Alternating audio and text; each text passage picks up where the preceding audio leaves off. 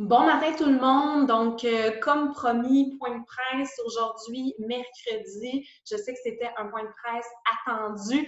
J'espérais pouvoir avoir des nouvelles pour vous à la mi-semaine. Alors, promesse tenue. Je sais que je vous ai fait attendre un petit peu. On aurait dû diffuser le point de presse un peu plus tôt, mais j'étais allée à la collecte d'informations pour vous. Donc, je veux commencer en vous disant que les points de presse, pour ceux qui, il y en a qui l'ont remarqué, d'autres pas, à partir de maintenant, sont aussi disponibles sur TIA toute la journée. Donc, si toutefois, il y a des petits bouts d'informations que vous voulez revisionner, vous avez l'habitude à partir du canal 940, mais que vous avez aussi un téléphone ou une tablette intelligente qui permet de télécharger l'application TIA.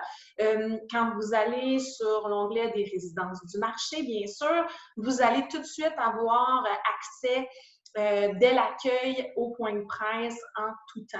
Donc, voilà, je trouvais important de vous le partager. Comme ça, vous pouvez revisionner. Je sais que les points de presse sont plus chargés ces temps-ci. Donc, voilà. Pour ce qui est des nouvelles du jour, donc je suis contente de pouvoir commencer à vous donner des informations un peu plus précises ou en tout cas celles que certainement vous attendez. Donc, des nouvelles de la clinique de dépistage du week-end dernier. Écoutez, je sais que plusieurs d'entre vous êtes curieux et me demandez très régulièrement combien il y a de cas, où sont-ils. Donc, je veux commencer en disant que oui, je vais vous donner des réponses aujourd'hui, mais la raison pour laquelle, normalement, on va dans les généralités pour vous donner de l'information, c'est que quand on nous demande le nombre de cas, on peut être très, très prudent parce que c'est toujours sujet à changement. C'est toujours aussi dépendamment de comment on regarde la situation, évidemment. Donc, c'est la raison pour laquelle, entre autres, on reste prudent sur les statistiques qui peuvent changer très rapidement en cours de journée. L'autre chose, c'est qu'on veut conserver certaines informations confidentielles pour ne pas étiqueter, pointer du doigt ou essayer de repérer là, qui pourrait être un potentiel vecteur.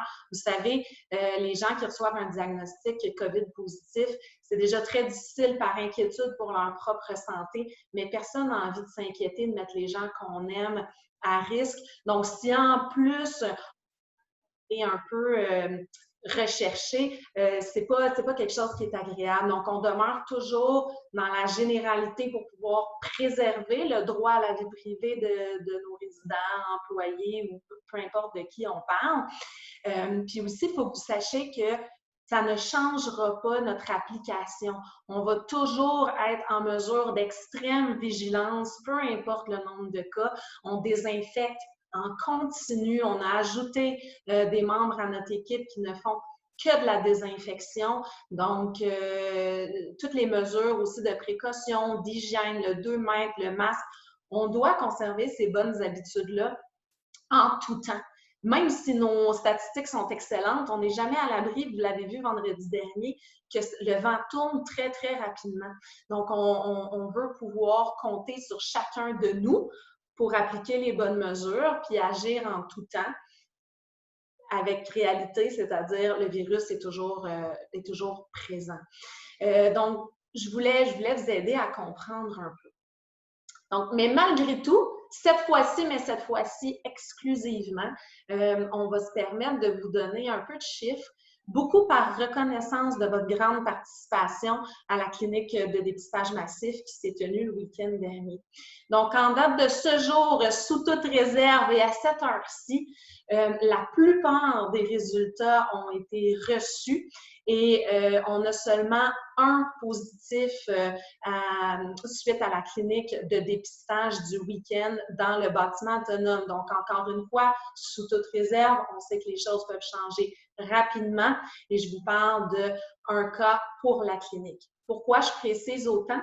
C'est parce qu'à l'avenir, si vous voulez être au fait des cas qui sont recensés pour les résidences du marché, c'est de l'information précieuse, c'est de l'information publique et vous êtes totalement en droit de savoir qu'est-ce qui se passe dans votre milieu de vie. Mais je veux vous expliquer comment interpréter les statistiques. les statistiques qui sont établies par les autorités puis qui sont mises en ligne comme d'informations publiques, je vais les appeler nos statistiques toutes catégories confondues. Ce que ça veut dire, c'est que c'est tout cas qui est relié de près ou de loin aux résidences du marché par adresse ou par emploi. Ce qui veut dire que si on a, je vous donne des exemples complètement fictifs, mais pour vous aider à comprendre, si on avait un résident ou une résidente qui est dans sa famille depuis le mois de mars, qui n'est pas revenu aux résidences du marché, mais qui est théoriquement domicilié chez nous, et qui, très malheureusement, contracte la COVID pendant son séjour dans sa famille, qui est hospitalisé, ça va quand même rentrer dans les statistiques des résidences du marché parce que ça demeure quelqu'un qui est un résident chez nous en visite à l'extérieur. C'est la même chose pour les cas d'hospitalisation. Si on a un résident ou une résidente toujours qui est hospitalisé de façon prolongée, et qui, tristement, contracte la COVID pendant son hospitalisation et est sous bonne garde, mais n'est pas revenu dans nos... Excusez-moi, mes téléphones ne débougissent pas. J'avais fermé le son. Je suis désolée. Vous allez vivre ça avec moi en direct. Donc, si toutefois cette hospitalisation-là est prolongée, puis qu'il y a un COVID positif qui est détecté, puisque ça demeure quelqu'un de notre résidence qui vient d'avoir ce verdict-là de COVID positif, ça va rentrer aussi dans nos statistiques, même si la personne n'est pas dans nos murs. Là, je suis sûre que vous me suivez. Les exemples sont fort nombreux là, et pourraient être additionnés. Donc, oui, consulter cette information publique-là, c'est votre entière liberté. On les regarde, nous aussi, mais je voulais vous aider à comprendre qu'est-ce qui est recensé. Donc, cette fois-ci, on vous répond en ce qui a trait à la clinique à laquelle vous vous êtes appliqué à participer. Et je vous avoue qu'il nous manque encore quelques résultats, soit par absence, donc des gens qui sont de retour, qui vont participer à une prochaine clinique, etc. Mais je voulais quand même vous dire qu'en date de mercredi matin, on a reçu bon nombre de résultats et on a seulement un positif. Donc, voici, j'espère que c'est plus clair sur le pourquoi de nos généralités. Vous comprendrez maintenant que si on donne trop de précision, si on dit oui, nous avons 2 cas, mais ils sont à l'hôpital, bien là, les gens essaient de trouver qui est à l'hôpital. On ne peut pas tomber là-dedans. Donc, par respect et égard les uns pour les autres. Donc, à l'avenir, on parlera d'éclosion. On va demeurer transparent à vous dire si de nouveaux cas sont déclarés, mais on ne peut pas se permettre de dire si ce sont résidents, employés, présents, absents, en famille, hospitalisés. Ce n'est pas délicat. Donc, on va simplement vous donner les informations qu'on a en main et pour lesquelles on est certain de pouvoir répondre. Si jamais vous avez davantage de questions, je vous rappelle qu'en tout temps, n'hésitez pas à m'appeler s'il y a de ces points-là qui vous semblent nébuleux. Vous faites appel à moi sans aucune hésitation. Donc, voilà pour la clinique. Je voulais démystifier aussi comment établir le nombre de cas partagés par la santé publique et le pourquoi des généralités. Maintenant, au niveau des étapes à venir, donc on est évidemment en constante communication là, avec la santé publique, mais aussi le contrôle des infections. On est à évaluer les risques pour la suite, puis qu'est-ce qui est à placer et dans quel ordre on pourra assouplir ou non certaines mesures. Donc, pour les étapes suivantes, je vais devoir vous demander patience encore quelques heures. On se doit aussi de s'assurer de bien communiquer avec tout le monde pour voir là, les potentiels de risques, etc., pour avoir la photo de notre résidence aussi, quelle est notre réalité aujourd'hui, puis qu'est-ce qui va être à mettre en place. Mais je suis très confiante qu'en cours de journée, je vais pouvoir récupérer toutes les informations nécessaires pour vous informer demain matin, prochain point de presse. Donc, on a quand même des premières nouvelles relativement encourageantes, j'ai envie de dire. Je voulais vous inviter aussi à faire attention à des petits détails. Vous savez, j'ai mes recommandations quotidiennes, donc je reviens, même si j'en ai parlé hier, sur l'écoute de votre corps, vos symptômes. C'est excessivement important, puis on va vous poser des questions pas mal dans les prochains jours pour des raisons évidentes. Donc, je me permets de marteler le clou encore aujourd'hui, de dire si vous observez tout changement à votre état de santé, que ce soit même mineur, mais qui vous chicotine un peu, s'il vous plaît, mentionnez-le nous. Vaut mieux nous le signaler, puis finalement se rendre compte qu'il n'y avait pas d'inquiétude à avoir que l'inverse. Donc, c'est votre responsabilité de nous dire où vous en êtes si toutefois vous avez des inquiétudes. Sinon, je voulais parler à vous, résidents qui avez vos balcons au rez-de-jardin. Donc, au premier étage. S'il vous plaît, ceux qui ont une porte sur la rue, on compte évidemment sur vous pour faire équipe avec nous. On le dit souvent dans les derniers jours. C'est-à-dire que les sorties ne sont pas conseillés par la santé publique pour l'ensemble de la résidence. Oui, on a un agent de sécurité qui est posté ici à l'accueil, mais on compte sur vous pour ne pas aller faire des visites, des promenades par vos portes qui donnent sur la rue. L'idée, c'est pas de ne pas vous faire prendre. Hein? L'idée, nous, on n'a pas personne à prendre. C'est une recommandation de la santé publique pour vous protéger puis pour éviter la propagation là, de la COVID-19 dans la société. Donc, on ne barrera pas vos portes quand vous êtes ici libre et chez vous. On vous invite simplement à travailler main dans la main avec nous. C'est la même chose pour les visiteurs.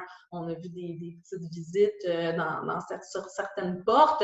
Donc, c'est possible d'éviter ces visites-là. Si ce sont des raisons humanitaires, les proches aidants sont autorisés. On n'est pas là, encore une fois, pour jouer aux polices. On n'ira pas cogner à vos portes pour vous réprimander, mais simplement nous aviser peut-être à la réception si vous avez la visite d'un proche aidant, une visite médicale. Plusieurs d'entre vous l'avez fait. Ça nous permet d'avoir l'esprit tranquille puis de bien comprendre ce qui se passe chez nous et chez vous. Il y avait ça.